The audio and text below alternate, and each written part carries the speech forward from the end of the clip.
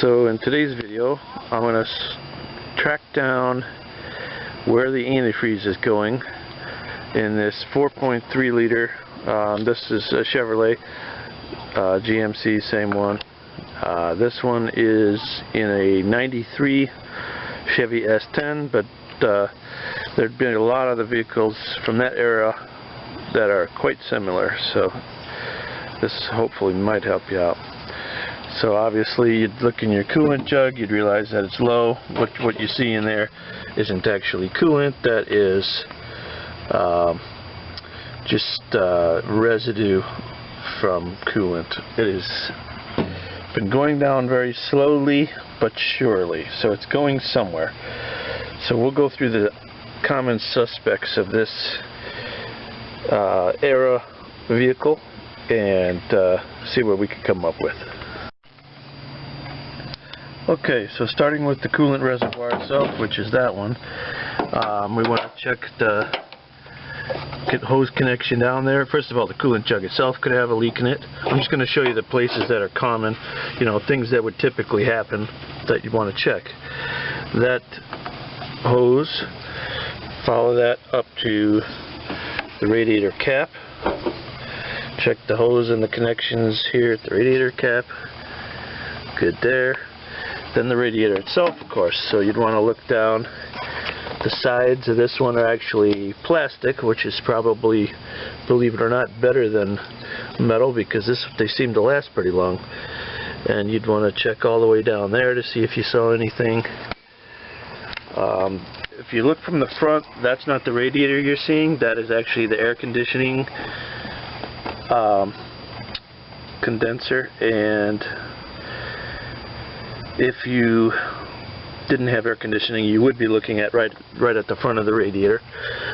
Check the other side of the radiator all the way down.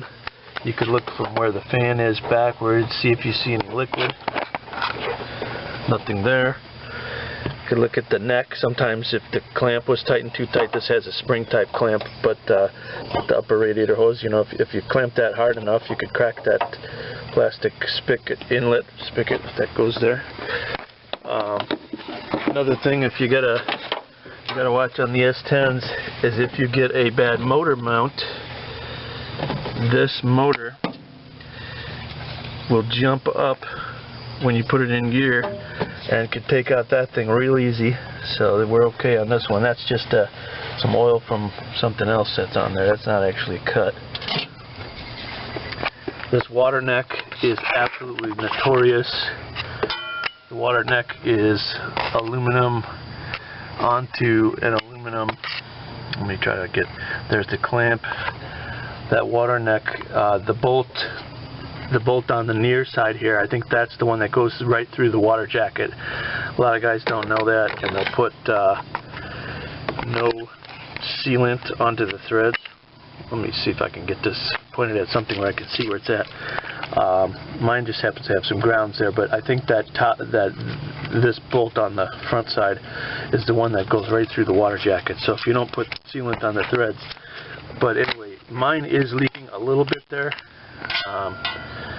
We can see a little bit of wetness there, but that's not enough to lose what I'm losing, the amount I'm losing. Mine's seeping, I should say. I won't call that even hardly a leak. It's also wet because there's an oil seal down there from the intake manifold, and that oil might be coming up, but I don't think that's the problem. Of course, we'll check the clamp there.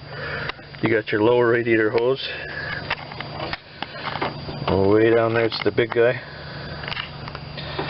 and that goes to the engine, and we could get a view of that. That's not what's leaking. The other things that go into and out of the radiator are the coolant hoses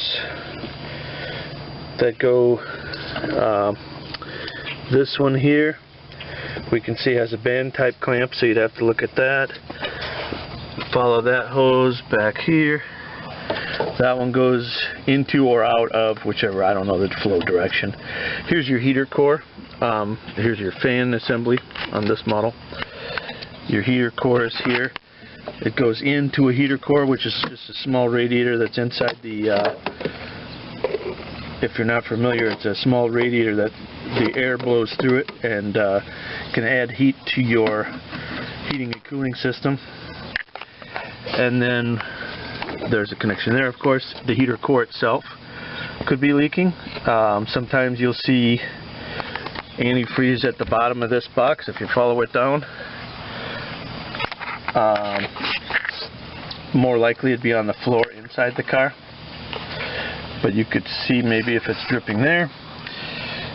And then this other line comes out of the heater core or into, I don't know which way the flow really is, loops around here, goes to a hard line, which is here, and it's clamped to the engine. And in our case, lo and behold, we can see white crusty stuff.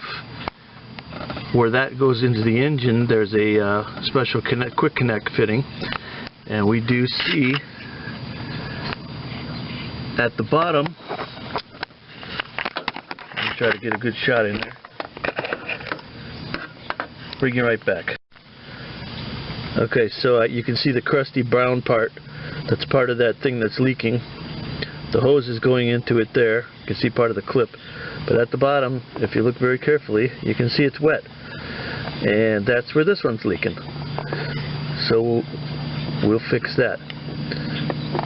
Another spot you want to look is, I just remembered it, is the water pump, which is, let me zoom back out so we can get you oriented where you're looking.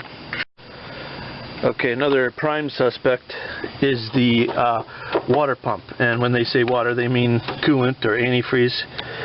And that on a Chevy is located right here. So here's, I'm zooming in, the bolt you see going in is holding it on the one side, and you'd want to check, you know, the obvious leak spot could be right there where it meets the engine. On the other side, this is difficult to do. Difficult to get you the shot. It goes in the engine over there, and then the thing with the silver plate,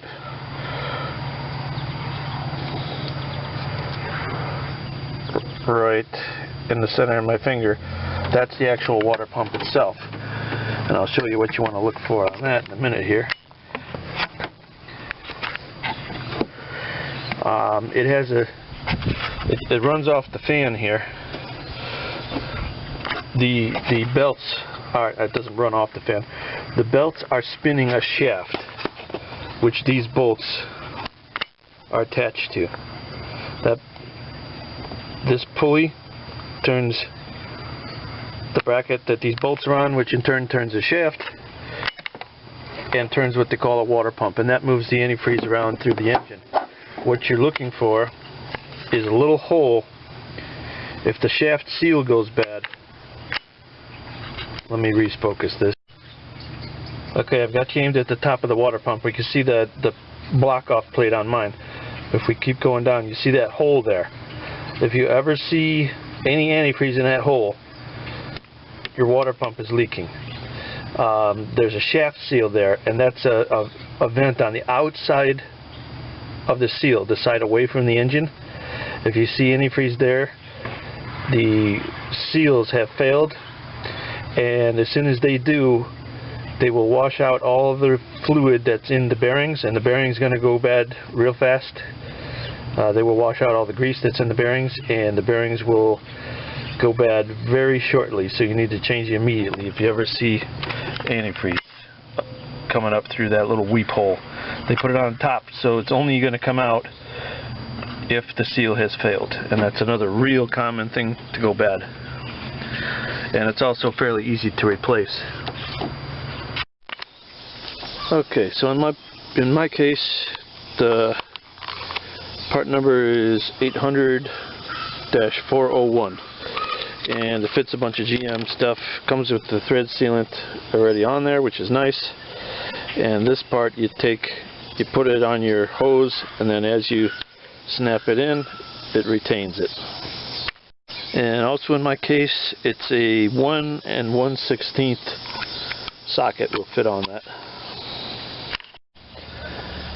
Alright, in my case, I'm just going to take this air cleaner assembly off, and just to get room to put my hands back there. You probably don't even have to. You could probably sneak it out of there.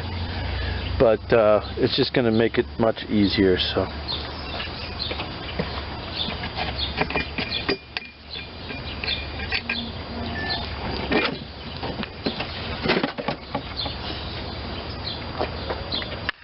Okay, so I'm going to zoom in and just show you the areas we're working, just so everybody is familiar with where it is that we're doing this.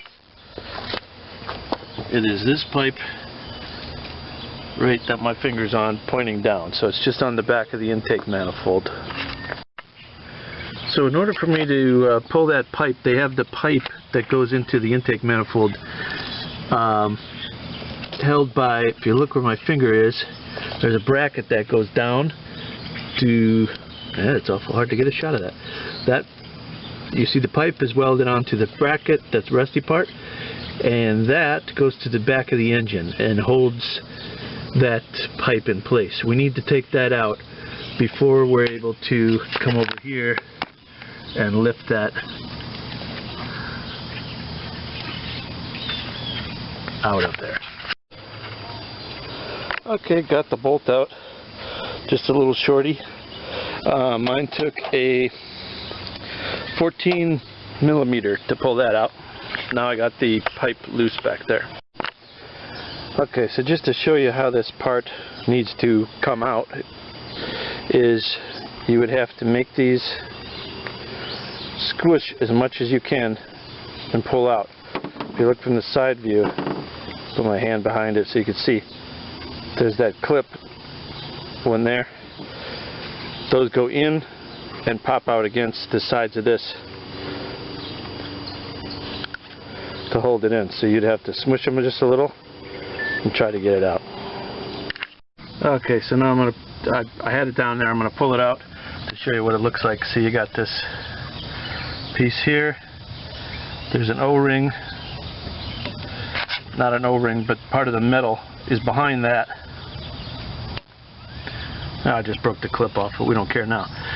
There's a metal ring that it goes up against here, and there might be an O-ring inside that thing. I think it's just plastic on this one, plastic and rubber built into the piece on the metal, which is why I got a new piece on the metal, the piece that we screw in, which is located down there. We can see a little antifreeze there if we look carefully coming out.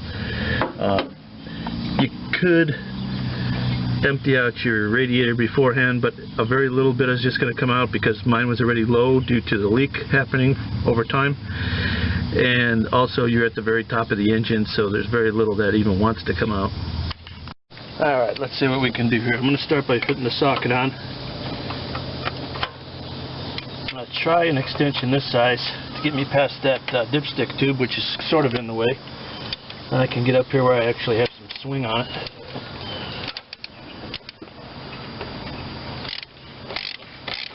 Oh, that come out beautiful.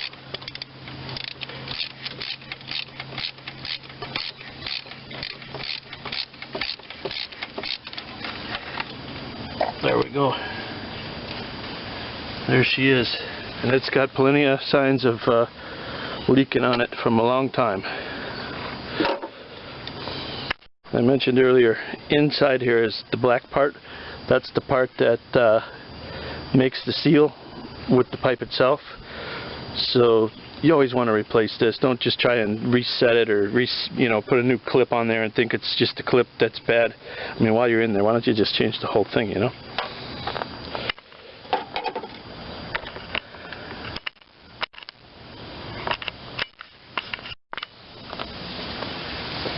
Just got to get the old clip off of here. I'm going to try to just snap it, break it, push it, whatever. Now I'm going to clean off that pipe end. There we go, you can see in the shot I got the pipe end cleaned off, put the new white clip on. This comes with the new part that I'm putting in comes with thread sealant already put on it, so I think that's adequate. So I'm just going to screw that in. Alright, I got the threads started by hand.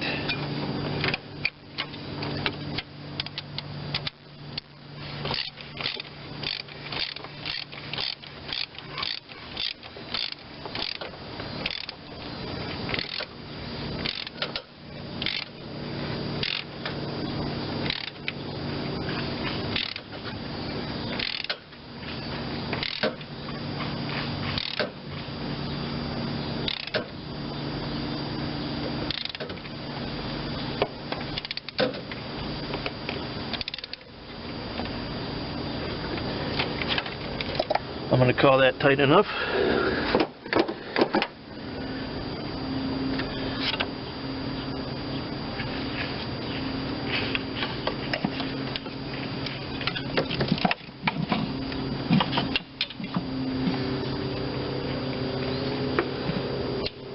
And I got a good click out of it. So we're in. Now to remount the bracket to the engine with this bolt. Okay, I got the bolt. The bolt goes back in through the bracket into the engine.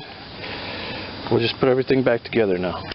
Okay, so that's pretty much the whole repair. Now obviously you'd want to top up your radiator and your recovery tank, your storage tank, whatever you want to call it. In this case, I'm going to clean out my tank while I got it empty because there's a little bit of junk in the bottom, and that's no good for the system. So, thanks for watching. If you could, subscribe to the channel, hit the like button. Thanks for watching.